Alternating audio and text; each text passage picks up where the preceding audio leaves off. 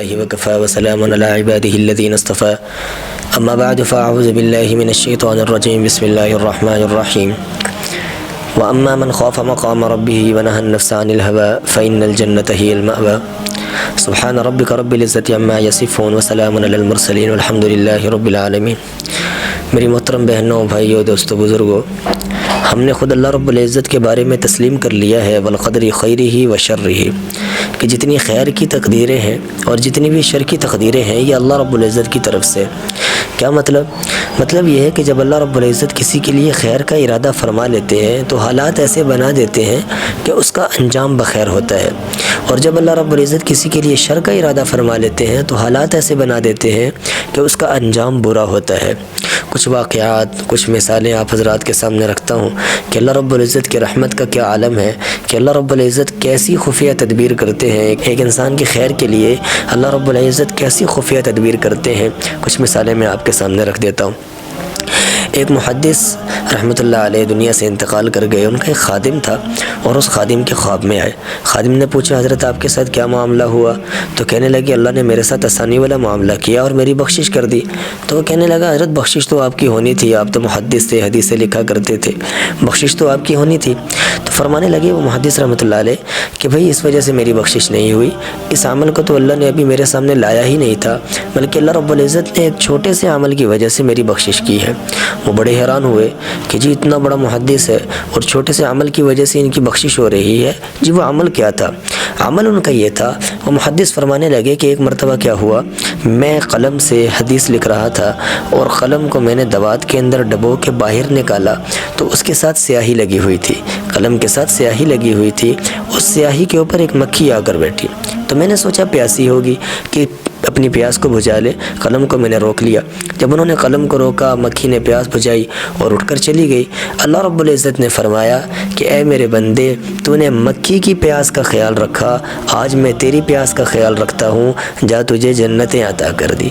یہ اللہ رب العزت کی خفیہ تدبیر تھی جو اپنے بندے کے ساتھ فرمائی۔ آگے چلتے ہیں۔ زبیدہ خاتون کا نام تو آپ نے سنا ہوگا، مشہور شخصیت ہے۔ انہوں نے نہر بنوائی تھی حاجیوں کے لیے، جو بغداد سے لے کر عربستان تک نہر بنائی تھی۔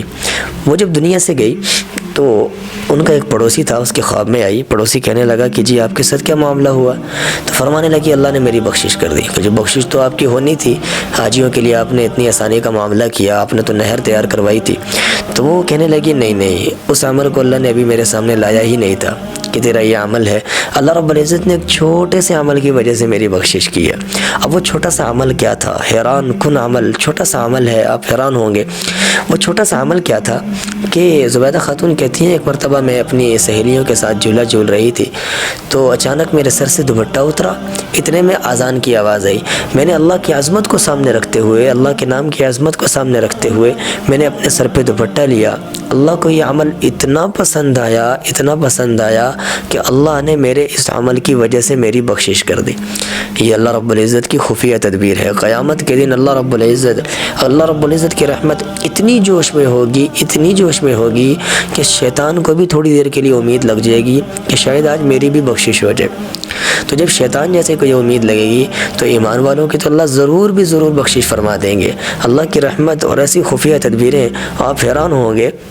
حدیث پاک میں آیا ہے، ایک واقعہ ہے، اللہ کے نبی نے فرمایا قیامت کے دن ایک شخص ایسا ہوگا کہ جس کے 99 دفتر ہوں گے جو گناہوں سے بھرے ہوں گے۔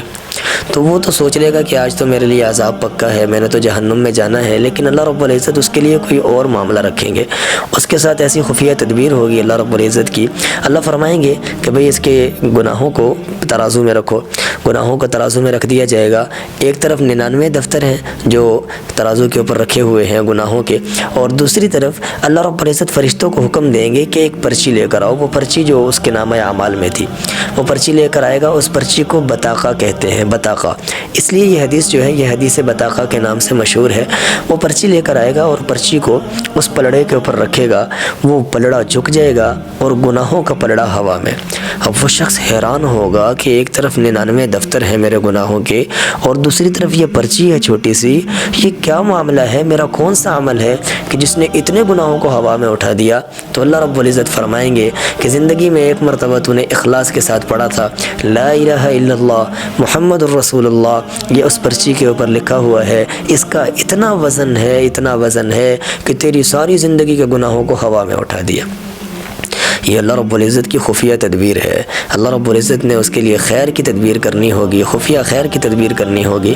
کچھ اور آپ حضرات کے سامنے رکھ دیتا ہوں۔ اس بات کو سمجھنے کے لیے پہلے ایک فقہ کا مسئلہ سمجھے۔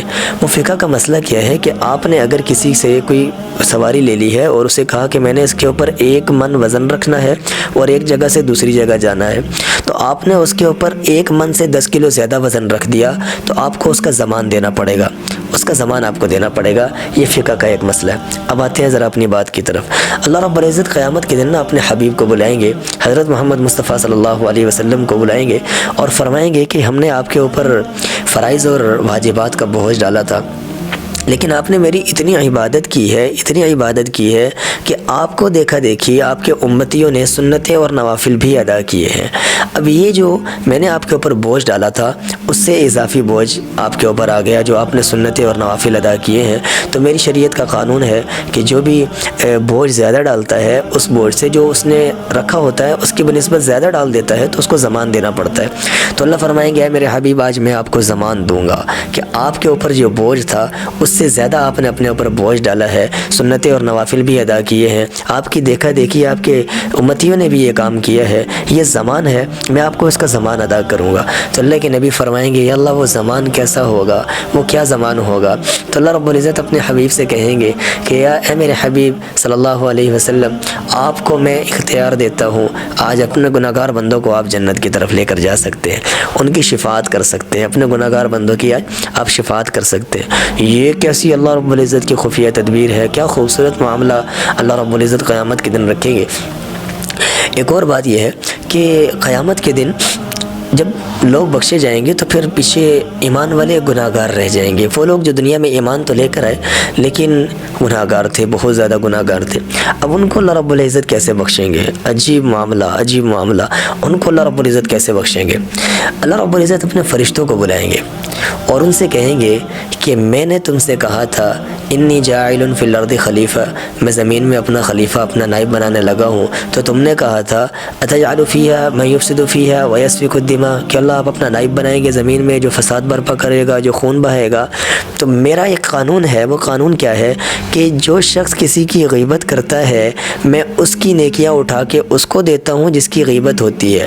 تم نے یہ لفظ کہہ کر اتجعل فیہا من یفسد فیہا ویسفک الدماء کہ یہ لوگ زمین میں آپ ان کو نائب تیار کر رہے ہیں، یہ تو زمین میں فساد برپا کریں گے، خون بہائیں گے۔ آپ لوگوں نے ان الفاظ کی وجہ سے میرے بندوں کی غیبت کی تھی، لہٰذا آپ کی کروڑ سال کی عبادت کو میں اپنے بندوں پر تقسیم کرتا ہوں۔ تم نے غیبت کی تھی، اب تمہاری نیکیاں میں اپنے ان بندوں کو دیتا ہوں، لہٰذا فرشتوں کی کروڑوں سال کی عبادت کو اللہ رب العزت اپنے بندوں پہ تقسیم فرمائیں گے اور ان کی بخشش فرما دیں۔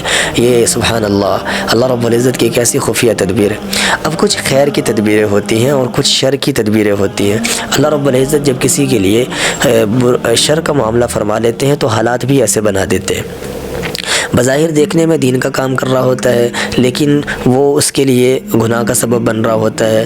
اللہ رب العزت علم تو دیتے ہیں پھر عمل نہیں دیتے، یا تو عمل تو دے دیتے ہیں اخلاص سے محروم فرما دیتے ہیں۔ تو یہ اللہ رب العزت کی کچھ شر کی جو ہیں وہ خفیہ تدبیریں ہوتی ہیں۔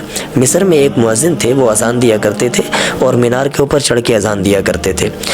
اب ہوا کیا کہ ایک دن وہ مینار کے اوپر چڑھے تو سامنے ایک گھر تھا اور اس گھر کے اندر ایک خاتون کام کر رہی تھی۔ ان کی نظر اس کے اوپر پڑی اور وہ مینار سے نیچے اترے، اس گھر کا دروازہ کھٹکھٹایا، پتہ کیا، معلوم کیا، اس خاتون کے والد کا پتہ کیا، پتہ چلا کہ فلاں جگہ پر ہے۔ وہ وہاں چلے گئے، ان سے کہا کہ میں آپ کے ساتھ تعلق رکھنا چاہتا ہوں۔ تو وہ کہنے لگے کہ میں تو عیسائی ہوں، اگر آپ نے ہمارے ساتھ تعلق رکھنا ہے تو آپ کو اپنا مذہب چھوڑنا پڑے گا اور ہمارے مذہب کی طرف آنا پڑے گا۔ تو بڑے خوش ہو گئے وہ مؤذن صاحب، بڑے خوش ہو گئے کہ ٹھیک ہے میں آپ کا مذہب اپنانے کے لیے تیار ہوں، آپ اپنی بچی کا رشتہ میرے ساتھ کر دیں۔ اب ہوا یہ کہ وہ چڑھا تو اذان دینے کے لیے تھا لیکن اترا تو ایمان سے خالی تھا۔ دیکھنے میں وہ ایک نیک کام کر رہا تھا لیکن اللہ رب العزت نے ان کو محروم کر دیا، اور یہ اللہ رب العزت کی شر کی تدبیر تھی، کیونکہ ان کے اندر فسق و فجور بھرا ہوا تھا، فاسق تھے، فاجر تھے، فسق و فجور بھرا ہوا تھا، جس کی وجہ سے اللہ رب العزت نے ان کے لیے یہ شر کی تدبیر مقرر کی ہے۔ اب ہوا یہ کہ وہ جب ایمان سے خالی ہو گئے اور ان کے ساتھ جانے لگے، انہوں نے کہا چلو میں آپ کو اپنے گھر لے کر چلتا ہوں، اور جب گھر کی طرف جانے لگے تو سیڑھیاں چڑھے، دو سے تین سے چار سیڑھیاں ہوئی ہوں گی، سلپ ہوئے، نیچے گرے، گردن پر چوٹ آئی اور جگہ پر ختم ہو گئے۔ اب وہ چڑھے اذان دینے کے لیے تھے، ایک نیک کام کے لیے، لیکن اترے تو ایمان سے خالی تھے، دنیا سے گئے تو ایمان سے خالی تھے۔ یہ اللہ رب العزت نے ان کے لیے شر کی تدبیر فرمائی تھی۔ تو اللہ رب العزت انسان کے لیے خفیہ تدبیریں فرماتے ہیں، حالات بنا دیتے ہیں۔ اللہ بہت مہربان ہے، بہت مہربان ہے، بہت محبت کرنے والے ہیں۔ اللہ رب العزت کے دو نام ہیں، الرحمن اور الرحیم۔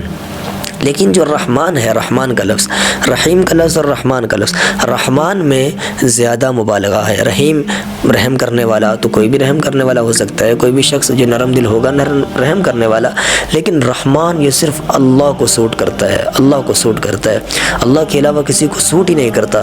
رحمان میں بہت زیادہ مبالغہ ہے، اللہ بہت مہربان ہے، بہت مہربان ہے، اللہ کی رحمت جوش میں ہوگی، نا امید نہیں ہونا، اللہ کی رحمت سے نا امید نہیں ہونا۔